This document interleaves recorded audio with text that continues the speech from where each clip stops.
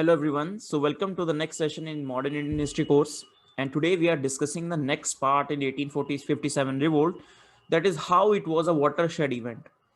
In the last session we talked about the 1857 the facts, that what was the causes behind it. We started with the Sepoy mutinies, few Sepoy mutinies we have seen briefly, and then we went on to talk about the 1857 revolt, the causes of the 1857 revolt. Then we talked about the leaders and the extent, the repression, and then finally we talked about the why it failed, what are the reasons why it failed, right?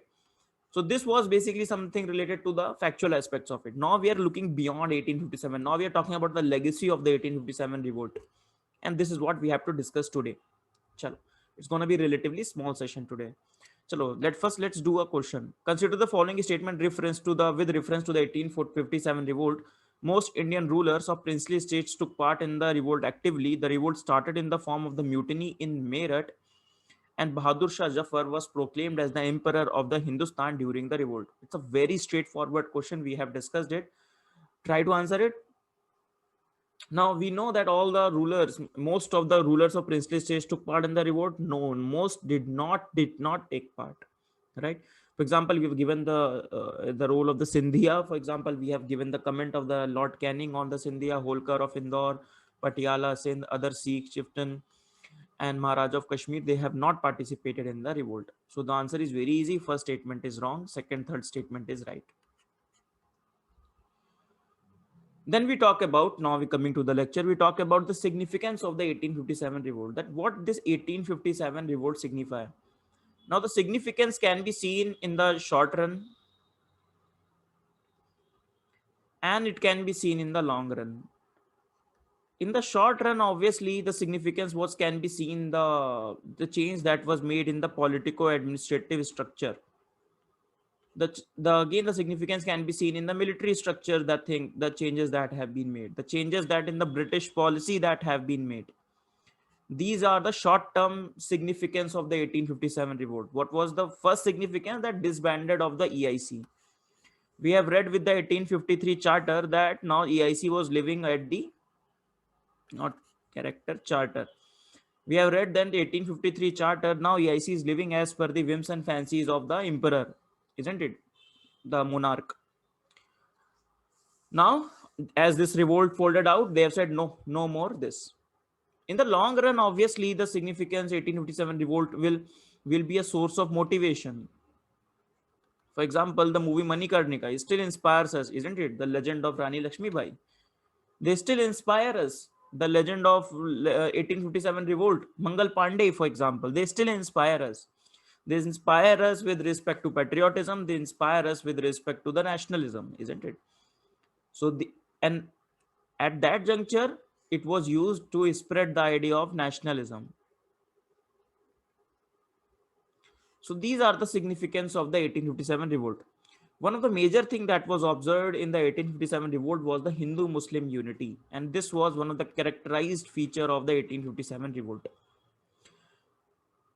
After that, it is said, before that, some sort of communalism is not found. After this 1857 revolt, the communalism started to creep in Indian politics, and we will see how as well later on.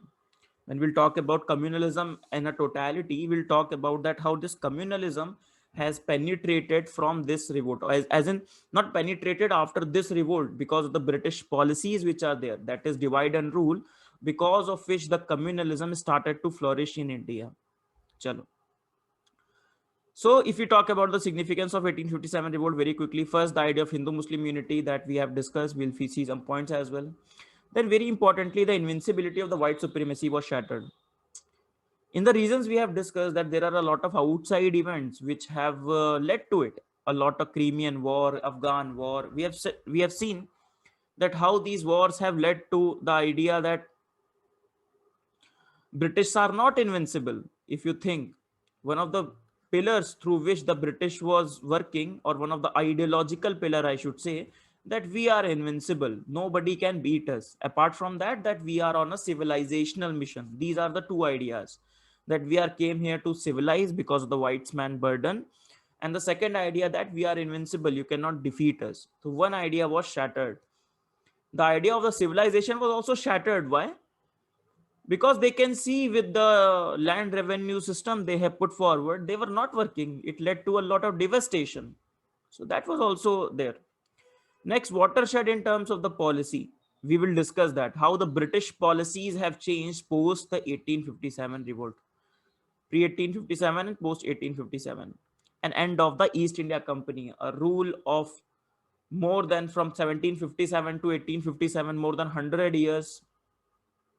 And before that, so their presence in India from 1613, let's say in Surat, to 1857, a very big time EIC has spent in India. Now the time for the EIC to get abolished. Chal. Now let us see something with respect to Hindu-Muslim unity. So in the beginning of the clause, immediately the banning of the clause water was ordered once the revolt was successful in the particular area. Both Hindus and Muslim well represented in the leadership. For example, Nana Sahib had Ajimullah, Muslim and expert in the political propaganda, while Lakshmi Bai had the solid support of the Afghan soldiers. Dekho, these are the examples you can say. Only saying that 1857 revolt was a symbol of the Hindu-Muslim unity won't be sufficient. You have to give examiner concrete examples. For example, one example, as we have discussed, everyone has accepted Bahadur Shah Jafar as a authority who was a Mughal. For example, if you remember, we've given the example that Nana Sahib declared himself as governor and him as a emperor. Then Nana Sahib himself was held by, let's say, Ajimullah, who was a Muslim. Then Lakshmi Bai held by Afghans. So these are the concrete examples with which you showcase, or the banning of the cow slaughter. You showcase that how this basically Hindu-Muslim unity was there. For example, according to the one of the observations by the Maulana Azad, two-phase stands out clearly in the midst of the tangled story of the rising of the 1857. First is the remarkable sense of unity among the Hindus and the Muslim, and second is the deep loyalty with which people felt for the Mughal crown. Now, the opinions on 1857 revolt. Opinions on the 1857 revolts are related to the idea that how this 1850, what is 1857 revolt was. Was it a mutiny only? Was it a first war of independence? Now, obviously, if you see the opinion, for our prelims perspective, these opinions are not as much important. But in some of the state PCS and even in the UPSC, they can be asked that who had this particular opinion, like that. So few of the opinions that you should know. थोड़े याद भी कर लेना, some extreme opinions, because it will help you somewhere in your essay, because some abstract essay being asked, let's say, there this can help you. Okay? Now, for example, obviously, if you just, some of the English historians will keep this revolt as a very minor event, or try to paint this revolt as a very, let's say, very from a very narrow perspective. Some of the right-wing Hindu nationalists, not Hindu nationalists, but nationalist people will try to say, no, it was the first war of independence which has given us a lot of motivation. A lot of people will be talking about the objectivity. Okay, कि भाई real में था क्या? What it was in reality. Some people will analyze it from the Marxist, from different perspective. That is relevant for your optional, not for your GS or your prelim. For example, one of the view that we will look at, that is a Marxist perspective. Similarly, there is a Dalit perspective, but we don't have to look at it. Chal. First is the view of the some of the English historians, let's say L.E.R. Rees, who calls it a war of fanatic religious against the Christians. So basically, he paints it in the terms of that it was just a religious quest against the Christians. No, obviously, this is a very narrow perspective. Then T.R. Holmes who saw in the conflict between civilizational and barbarism. That means they called the Indian soldiers the barbarics. Again, so they did not go. So we cannot accept it as a war of independence. Then you have the Sir John Sheely, a wholly unpatriotic and selfish Sipa mutiny with no native leadership, no popular support. So you can see this is the one extreme of the opinion, obviously, of the British historians. Another opinion, for example, D.K. Datta, you can see revolt to to have been in the main of a military outbreak which has taken advantage of certain discontented prisoners, land laws whose interests have been affected by the new political order. So the new political order gives it a aura of the popular uprising. It was never an all Indian character, but was localized, restricted, and poorly organized. So this is the opinion of Mr. Datta. Further says Datta, the movement was marked by the absence of cohesion and the unity of purpose among the various sections of the rebels. Okay, that's what we have also read when we talked about the failures. Now, V.D. Savarkar has said that at the beginning of the 20th century, 1857 revolt came to be interpreted as the planned war of the national independence in his book, Indian War of Independence, 1857. He called the revolt the first war of Indian independence. It was inspired by the lofty idea of self-rule by Indians through a nationalist upsurge. So this was the view of the V.D. Savarkar, which is very famous. Okay? Now, if you look at the view of R.C. Mazumdar, it is difficult to avoid the conclusion that the first national war of independence of 1857 was neither first nor national nor war of independence. So what he's saying, it was not the first. For example, we have seen the Paika rebellion and all. So it was not the first. It was not national because obviously we have seen the participation only majorly from this area. Then it was not the war of independence because they're not seeking for the independence. They're trying to restorative in nature. They want to put the old order in. So you cannot say that it was a war of independence. S.N. Sain in 1857 book considered the revolt as having a beginning as a fight for religion but ending as a war of independence. This is one of the balanced perspective. You can remember like that. Then History of the Freedom Movement by Tara Chand. He talked about it was admitted that the war against the British was not inspired by any sentiment, but for 1857 India was not yet a politically a nation. India did not become a nation at that juncture. Okay? So India did not become a nation at that particular juncture. Right. So these are the balanced perspectives that you need to know. For example, if you look at the Marxist perspective, what they will look this revolt as. Now Marxists will look at this revolt as a Marxist, must have read in the world history. So Marxists talk about the class struggle, right? So Marxists say it was a revolt of the, let's say, the peasants against the feudal landlords, like that.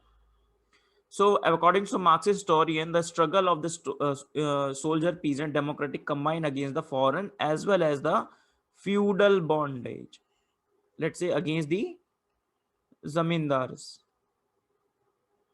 However, this value can be questioned in the light of the fact that leaders of the revolt themselves came from the feudal background, right? Some of the zamindars we have seen, for example, Kunwar Singh himself belonged to the feudal background. So we cannot totally claim that it is a right statement. Now, some of the extra views, for example, Jawaharlal Nehru views, he said that revolt of 1857 was essentially a feudal uprising through there were some nationalist element in his book Discovery of India. M.N. Roy says such revolt was last ditch against the feudalism, against the commercial capitalism. So they are watching this from the perspective of the Marxism or communist ideology. R.P. Dutt saw the significance of the revolt of the peasantry against the foreign domination, even as he acknowledged it to be the defense of the old feudal order.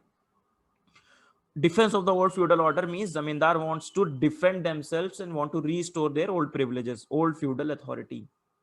So these are some of the extra views.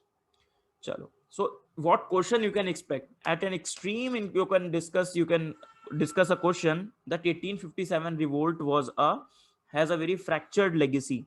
Critically examine like that. Why critically examine? Because this question can be asked like that. So I'll try to put this question at the end. Next is post 1857 revolt. What were the changes were being made? So changes can be seen in four heads. First, political administrative, then relations with the princely states, military changes, and socio-cultural changes. Majorly, these changes can be seen. And this is where also see the watershed. Now, first the political administrative change. So we have previously seen all this regulating act, Pitt's India Act, Charter Act. Now, after this revolt, your new act has come, that is Act for the Better Government of India, 1858. And with this, the Queen Proclamation also has come. And one act also we will see, that is Indian Council Act of 1861. Now, first one, Queen Proclamation. Now, the post of the Viceroy. First of all, let us discuss this, then we will discuss this. Now, this arrangement was to be made. They have abolished the earlier arrangement, that is Court of Director and Board of Directors. These boards have been abolished, which were set up by the Pitt's India Act. So this is being the double government, it is said. Now this is being taken out. Now, no longer this will be done there. So they have created, the crown will be there, and British government, he will appoint the secretary of the state, who will be an MP, member of the parliament, and the member of the British cabinet. Because in the British, you can only be the member of the British cabinet when you are an MP. So he will be the member of the British cabinet, and he will be responsible for the affairs of India. He will be held by a 15-member council. 15-member council whose role will only be advisory. So this 15-member council will advise the Secretary of State. Now, the representative of the Secretary of State or the Crown in India will be known as the Viceroy and the Governor General in India. So now the name has, designation again has changed. Viceroy and Governor General. Understood? Now the Crown is directly ruling. Crown will directly rule India. The political privileges of the EIC has also been finished. So this is being the idea, first idea. So these are the first changes which are being made. Let us see. So EIC has been abolished, India to be governed in the name of the Crown, ended the dual government, Board of Control and Court of Director. So Crown will rule with the help of the, obviously the Queen will not rule, Secretary of State, who will be the member of the British cabinet responsible to the Parliament. He will be held by the 15-member council, that would be India Council, which will be advisory in nature, and there will be Viceroy in India. Some more things, let us see.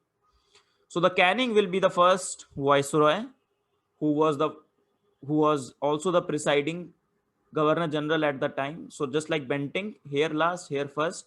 Similarly, Canning as well.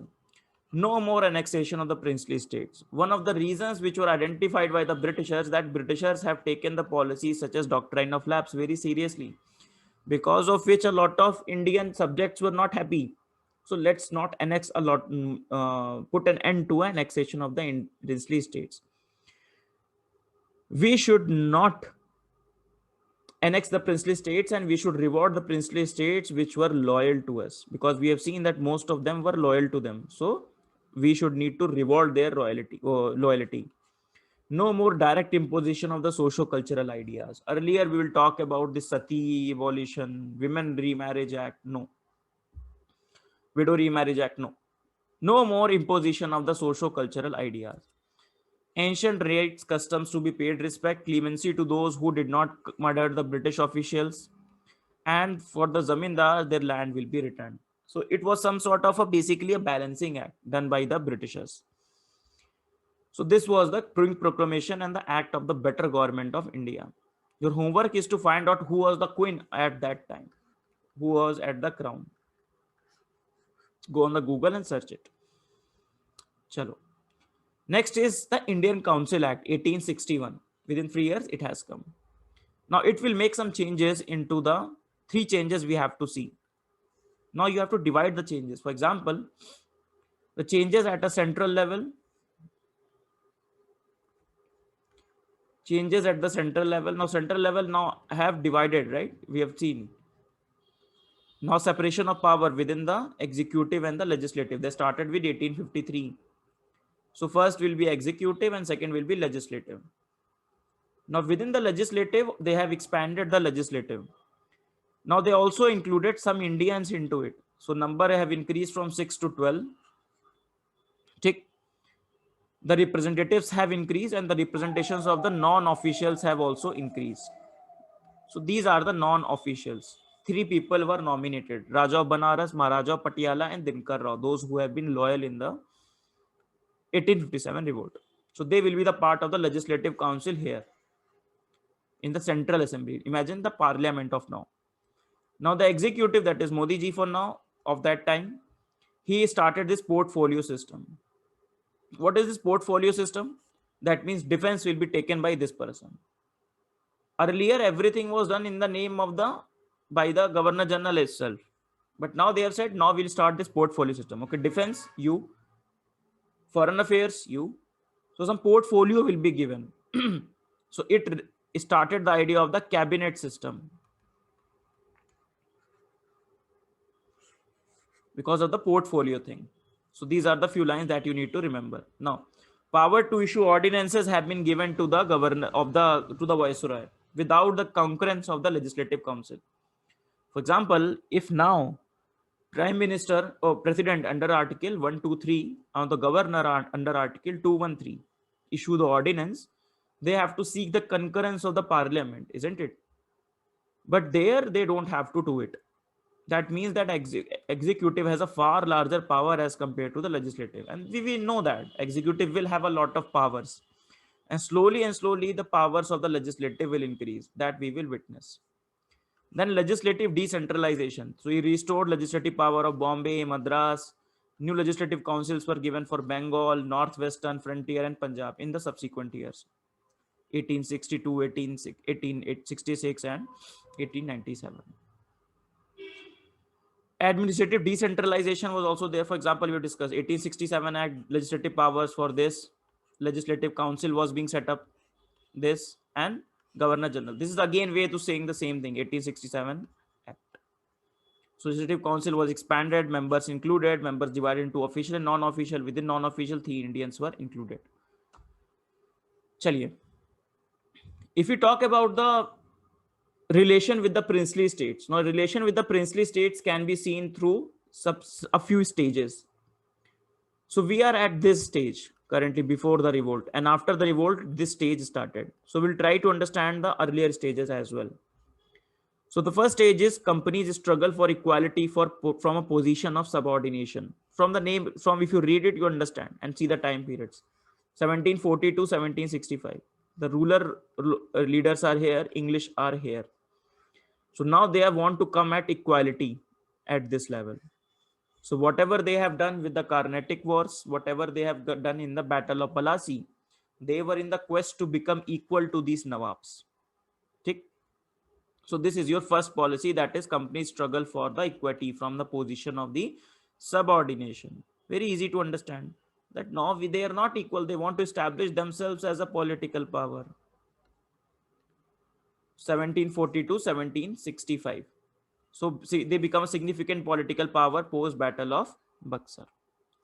Then you have the policy of the ring fence, 1765 to 1813.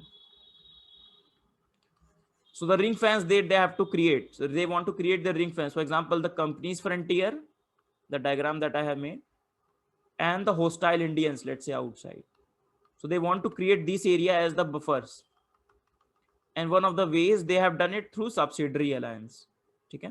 So for example, they know that the Mysore and Maratha are a tough nut to crack, isn't it? They were fighting with these people, but they wanted to create this buffer area so as to secure their interests. Okay? And one of the part of this policy was the subsidiary alliance. Next, you have policy of subordinate isolation. ठीक, इसका क्या मतलब है? What do you mean by that? Now 1813 you have subordinated almost everyone. Ek Maratha will be done in 1818. Now they started to develop the idea of paramountcy. Now the Indian state has to take our permission. If you remember, we have discussed doctrine of lapse, the origins of the doctrine of lapse. Now you have to seek our permission. Lord Hastings, we have seen how he was not happy with the Mughal authority, that why this Mughal authority is given to these people. No, right? The British residents who are appointed, they are transformed from a diplomatic agents to an executive and a controlling officers.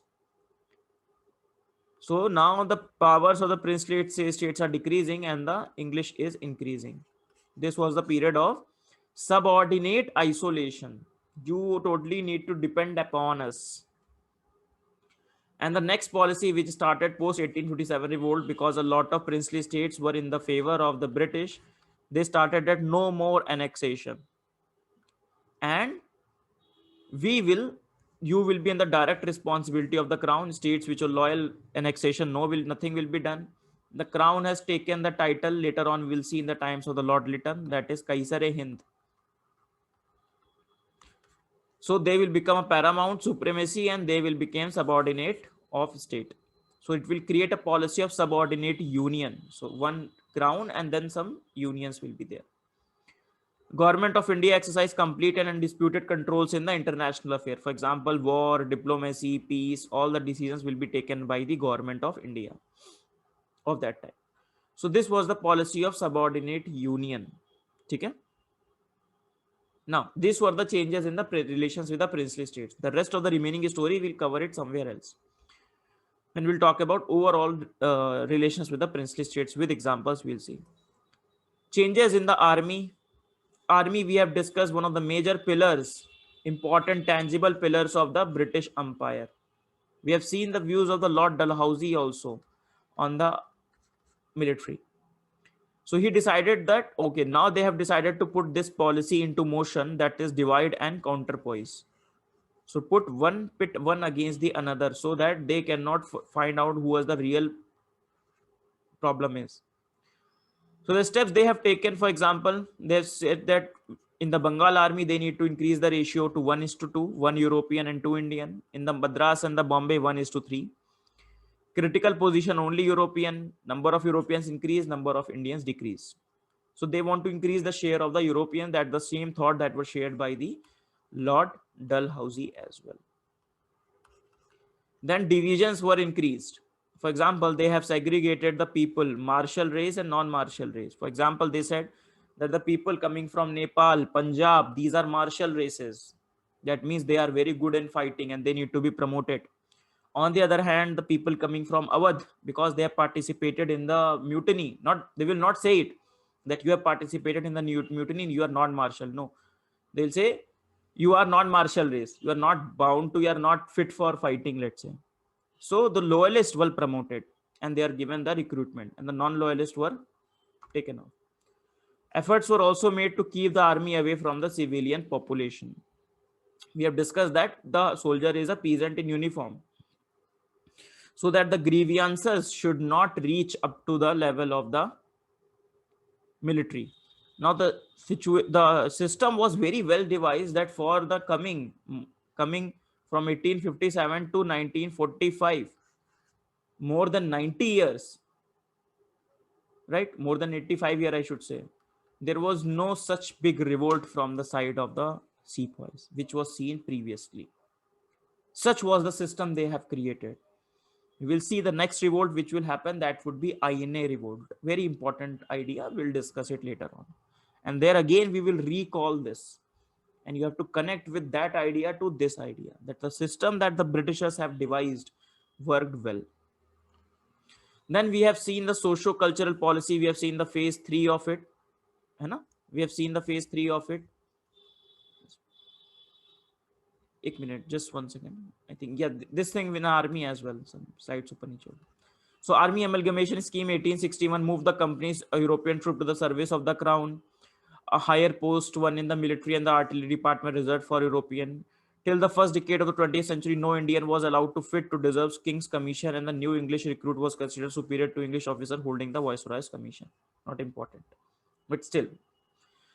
Next, socio-cultural policy we have seen. Socio-cultural policy phase 3 we have seen previously in the lecture number 17, I believe.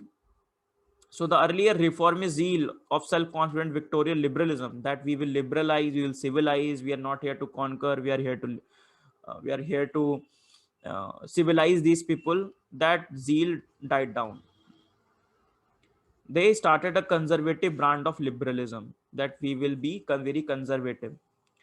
Now this conservatives and aristocrat in England were supported, and they said that no interference should be there in the traditional structure of the Indian society. So rather than being more democratic, more empathetic, they have given this more autocratic outlook to the British. So their policy from now on will be more reactionary, that we will see in the works of the Lytton and all. Okay? Chalo. So that would be end of session. We have discussed the watersheds thing. Chalo. So question number 19 is this. It's UPSC. Question is, explain the uprising of 1857 constitutes an important watershed in the evolution of the British policy towards the colonial India. Whenever you talk about the watershed, you have to compare with the whatever has been done previously. So this is your question number 90. Question number 20, please write down. The legacy of 1857 revolt is fractured. Critically examine. Okay? So there you have to talk about the legacy means the significance of it. So fractured means there are different opinions. But ultimately we have to stick to the Indian opinion, and you can stick to the balanced opinion as well. अच्छा, balanced opinion कैसे बनाएंगे? You can talk about, yes, nationalist element was, yes, but yes, it was a source of motivation. Okay, so like that you can quote, and then you can talk about the other, how it impacted the later on, which we will discuss in the next theme. So that's the end of the session, everyone. So that is session number 20. In the next session we'll talk about the socio-economic reforms taken by the Indians. That would be an ideological reaction to the Britishers. Okay, so that would be the last lecture of the theme 3, or if that, we'll see if that we can finish that particular topic in one lecture, we'll finish that into session 21, or we'll break it down into 2 sessions, 21 or 22. The number of sessions can increase, for example, to 60s or 55 to 60s, but don't worry about it. Overall time that I have decided to allocate to this modern history course is only 45 hours. So cumulatively, number of hours that you have to spend in the course is only 45. Okay, so that's it for the today. Keep learning. Thank you, everyone.